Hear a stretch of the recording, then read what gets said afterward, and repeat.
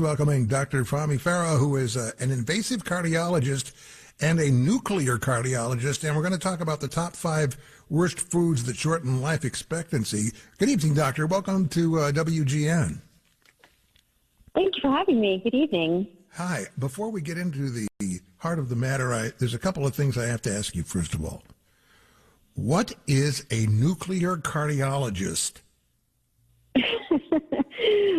It just means that I read nuclear stress tests. It's a specific type of stress test that we do, and I'm board certified in nuclear cardiology. So that's pretty much it. It's an additional certification you have to do.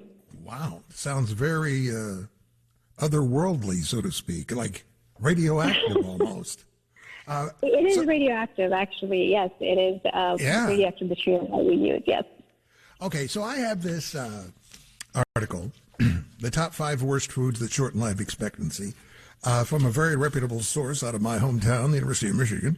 But it has a list of foods, and then it has, okay, so if you eat this food, it equals this amount of time lost off your life, or if you eat this food, it's minutes gained. How in the world does anybody determine that? Yes. To say, the study, how they came up with all these numbers, and a couple of things that I don't agree with the study would be, some of the things that are on the positive side of things, for instance, French fries. Just like that, the exact time span of how much life it's adding, that's also a little bit questionable in my professional opinion, just because, from a research standpoint, a study standpoint, what makes it a significant study and what we follow as guidelines, it would have to be a very good quality study where, in the medical science community, what we give credibility to when it comes to a study, it has to be a randomized controlled double-blinded study. What that means is, first of all, the power has to be good of the study, like what kind of subjects they have included, what subjects were excluded, what age group. The confounding factors, those matter as well. What I mean by confounding factors is, are these people all healthy individuals who don't have very many risk factors, whereas people who have risk factors, who have existing cardiac conditions? So all those things matter, how long the study was done for. So I don't think that the control, it was controlled very well. So I wouldn't take everything the study says to heart. Yeah, it's sort of like pop science. You know what I mean? You look at it and like, oh, look at that. If I eat French fries, I gain 1.5 minutes to my life. I mean, come on. So I'll leave that. I'll leave that alone. I might get to it a little bit later, but let's go over these foods that shorten life expectancy, and that's your ballpark. So take it away.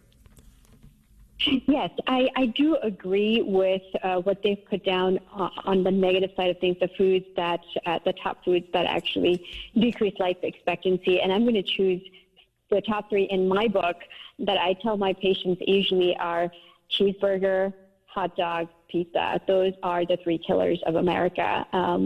They are very unhealthy. Of course, they have high saturated fat, high cholesterol, as well as very high sodium content. And all of those are bad for cardiovascular system, as well as risk factors that lead to cardiac problems. For example, hypertension, like these foods typically can raise your blood pressure. They can increase your risk of having high cholesterol and diabetes. And as a result, they obviously increase your risk of having a heart attack in the future, stroke, all of those things. They can, form plaques in your heart. That's how you get a blockage and can ultimately get a heart attack. These are not just bad for your cardiovascular system. They can be bad for other organ systems in the body as well. For example, those who have kidney disease, high sodium can lead to worsening kidney problems. Those who are on dialysis, it can really lead to issues. Those who have heart failure, all these foods can really exacerbate congestive heart failure, and people can end up in the hospital. And you see that on a daily basis. Yeah, I do agree with the negative side of things. Well, it's a good thing those foods aren't popular. I mean, please. I mean, a pizza, a cheeseburger, a hot dog. I mean, you're talking about all the important food groups in in some people's I lives. know those are like the staple, unfortunately, in America. Yes, and that's where we really got to change our food habits and the whole culture around food. There needs to be a change. There's no doubt about it.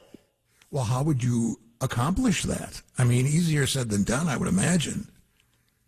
Very much so. It's very difficult to achieve. I think it starts with awareness. I think the general public needs to know what's healthy and what's not healthy and what kind of risks are associated with it. So I think it starts with education, public education, awareness, and making available, it's a population as a whole, like at every stage we need to make change. Like, for instance, what we do for entertainment is like, going to a game or something, and these are the types of food you're going to find. This is what's accessible.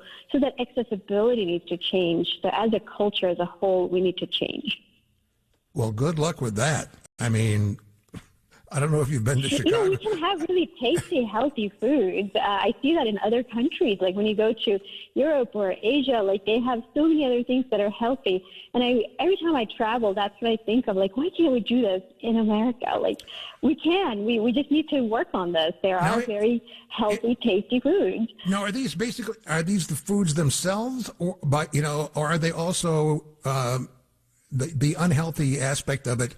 Because of the additives and the preservatives and the coloring that's put in. Like I can relate to your comment about going to Europe. I went to years ago Italy and just went into a restaurant and ordered some food, pasta, and it was like I'd never tasted pasta before. I mean, it was the most incredible fresh pasta I'd ever had. Absolutely, and obviously it's because we process so much food here in the United States. Is it the food's fault? Is it the processing's fault?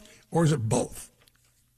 It's a little bit of both. I'm so glad you brought up the pasta in Italy. You're right. It tastes so amazing, and it's so much healthier than what we have here because, first of all, they put a lot less cheese in it. I was like, wow, there's barely any cheese in this.